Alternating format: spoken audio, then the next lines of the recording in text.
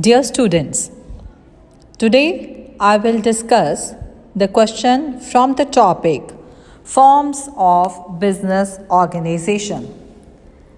And the question is, write a note on selection of a suitable form of organization.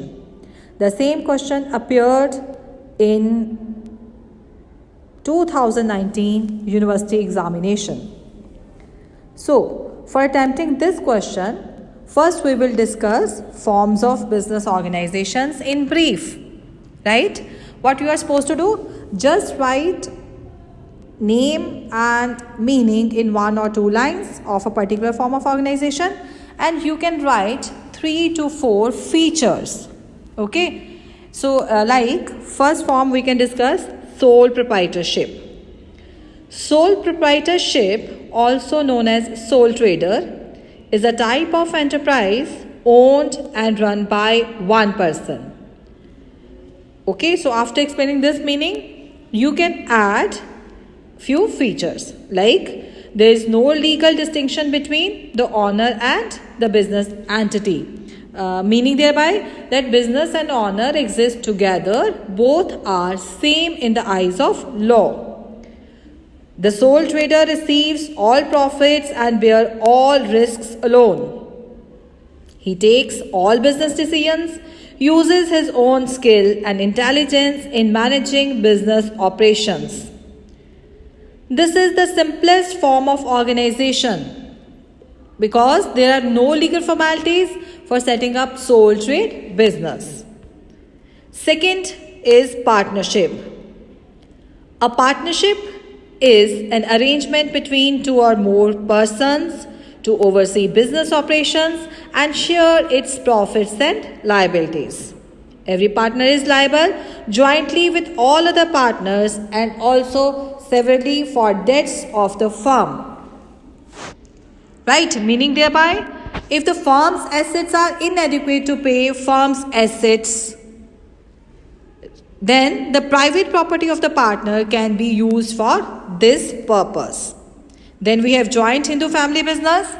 The membership in this form can be acquired by birth or by marriage to male person who is already a member of joint Hindu family. And dear students, this form of organization is prevalent only in India. And here the business is managed by the head of the family. And the head of family is known as Karta and all other members are known as co-partners. The liability of Karta is unlimited. Ancestral property should have been inherited by members of HUF. Yes, this is a very unique feature. If there is no ancestral property, there will be no joint Hindu family business. Then joint stock company. A company is an association of persons who contribute money or money's worth to a common stock and employ it in some trade or business. So, company is an artificial person created by law. And the members of the company have limited liability up to just the face value of the shares or uncalled value of the shares. And perpetual succession. What is it? That is, members may come, may go, but company will go forever. The continuity of company is not affected by death, lunacy or insolvency of its shareholders. And shares of company are freely transferable. Then we have cooperative societies. These are voluntary associations which are started with the aim of service to members. So, registration is compulsory for a cooperative society and it does not get affected by entry or exit of its members, and liability of members is limited to the extent of amount contributed by members as capital, and it works on the principle of mutual help and welfare. So, after explaining the forms of organization, as the question was about selection, how to select a suitable form of organization. So, there are many factors which will influence the choice of a particular form of organization, like capital requirement. Now, How much capital is required? It depends upon basically number one, the nature of the business, and secondly, scale of operation. For example, nature. How nature affects the capital? Like a manufacturing concern may require more capital as compared to retail shop. Right? Similarly, scale of operations. So if the scale of operation is very large, capital requirement will be large. So, and if the scale of operation is very small, capital requirement will be less. So what we can conclude, a sole trade business will be suitable if the capital needs are less, and where capital needs are medium, then a partnership concern may be able to meet the capital requirement, and if the capital requirements are large, a joint stock company will be suitable. Then another is liability. We know in sole trade and partnership business, liability of owners is unlimited. Okay, that is their private property can also be assigned to meet business obligations. While in case of companies, liability of shareholder is limited to the value of shares they have purchased. Right? Means that shareholders can be required to pay only the unpaid amount of shares they are having. You cannot attach private property of shareholders, not at all. So, when a business involves more risk, so company form of organization will be suitable as liability of shareholder is limited. But the units involving less risk may be started as sole trader or partnership concerns, as the liability of owners is unlimited and the private property can also be used to meet the business obligations. Then another point is managerial needs. Managerial and administrative requirements also affect the decision about form of organization. When the concern is small, it caters to the local needs only, then one person will be enough to manage the business. So sole proprietor will be the best.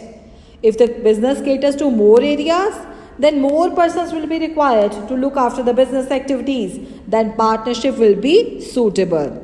And when business is on large scale, company form of organization will be suitable. Another factor is continuity.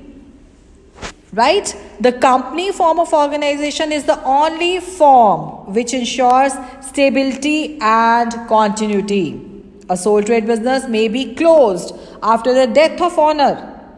Any type of physical and financial problem will force the closure of a business. A partnership firm too does not have a permanent life, right?